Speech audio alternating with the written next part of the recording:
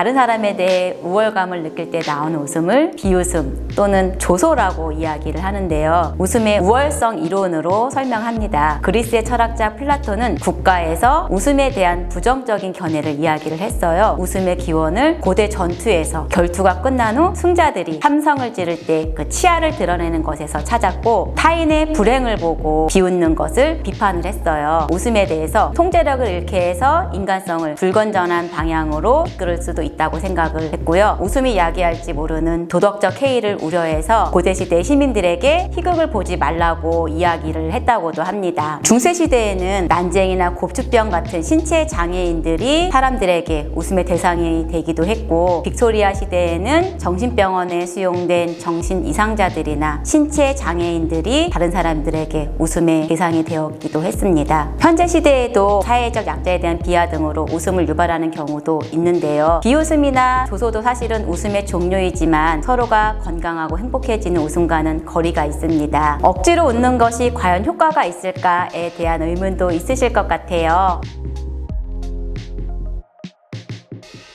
억지 웃음이 자아내는 부정적 효과에 대한 연구도 있습니다. 1914년 미국 경영학회 저널에 게재된 미시간 주립대 브렌트 스캇 교수팀의 논문인데요. 버스회사 운전기사를 대상으로 실험을 했어요. 억지 웃음을 지었을 경우와 진심에서 우러나오는 행동과 감정을 지었을 때 어떤 결과가 나타나는가에 대한 연구 결과인데요. 억지 웃음을 지었을 때에는 우울감이 더 심하고 퇴사율도 높았고, 일에 대한 생산성이나 능률도 떨어지는 결과가 나왔습니다. 현대사회에서 많이 하고 있는 전화상담사라던가 승무원 같은 감정 노동을 하는 사람들에게 조금 더 도움이 될 수 있는 연구 결과이고, 독일의 게테대학교의 디터 자프 교수의 연구에 의하면 가상 콜센터에서 한 4,000명을 대상으로 실험을 했어요. 절반가량은 불평을 늘어놓는 사람들에게 웃음을 잃지 않고 정성스럽게 대하도록 요구를 하고, 나머지 절반에게는 화를 참지 못할 정도로 감정이 올라오게 되면 욕을 할 수 있도록 이야기를 했고,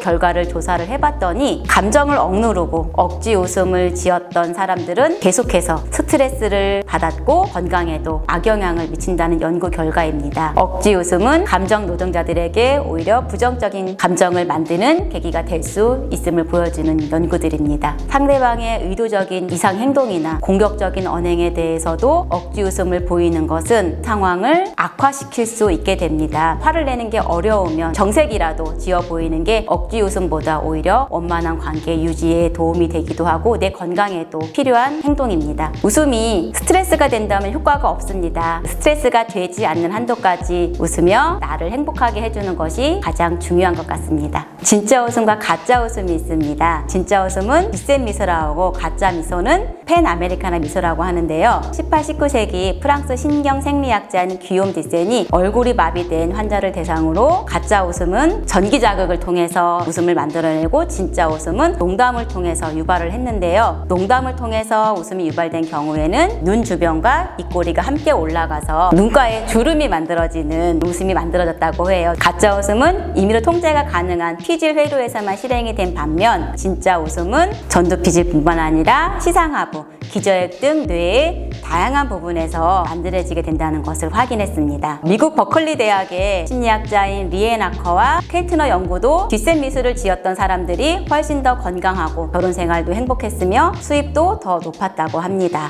웃음과 호감에 대한 연구를 한 것도 있는데요. 듀크 대학교의 다카시 스카우라와 로베르트 카베자라는 연구자가 연구를 한 결과 미소가 이름을 훨씬 더 잘 기억하게 하는 데 도움을 된다고 했고요. 라우라는 학자는 미소 짓고 있는 사람들이 훨씬 더 상냥하고 지성적이라고 생각한다는 결과를 내기도 했고, 바투로프스키와 오렌이라는 학자는 솔직하고 시원하게 웃는 사람들이 훨씬 더 섹시하다라는 결과를 내기도 했고요. 버크는 미소 짓고 있는 사람들이 훨씬 더 잘생겼다고 생각한다는 결과를 내기도 했습니다. 심리학자인 솔로몬의 실험에서는 여성 실험 대상자에게 미소를 지어주느냐, 무표정으로 대하느냐에 따라서 어떻게 반응하느냐, 그것을 길을 알려주는 것을 보고 반응을 살펴보았습니다. 지어왔어요. 웃음을 지었을 경우에 70%가 길을 알려주었다고 하고요. 미소 짓지 않았을 경우에는 단 35%만이 다른 사람에게 길을 알려주었다고 합니다. 켄터키 대학교의 심리학자인 데버러 데너의 실험에서는 수녀님들을 대상으로 실험을 해봤어요. 자신의 삶에 대해서 기록을 하면서 진술서를 쓰게 하고 그 수녀님들이 쓴 진술서의 단어에 환희, 기쁨, 행복, 만족과 같은 긍정적인 감정을 표현하는 단어들이 몇 번이나 나오는지 분석을 해본 결과 긍정적인 언어를 많이 표현한 수녀님들이 다른 수녀님들보다 10년 정도 더 오래 살았다는 연구 결과를 내놓았습니다. 우리나라에서는 원광대학교의 김종인 교수님 연구팀이 웃음과 수명에 대한 조사를 해본 결과 100세인들이 80세인보다 10배 정도 더 많이 웃었다고 하고요. 60세인보다는 12배 정도 더 많이 웃었다는 연구 결과가 나왔습니다.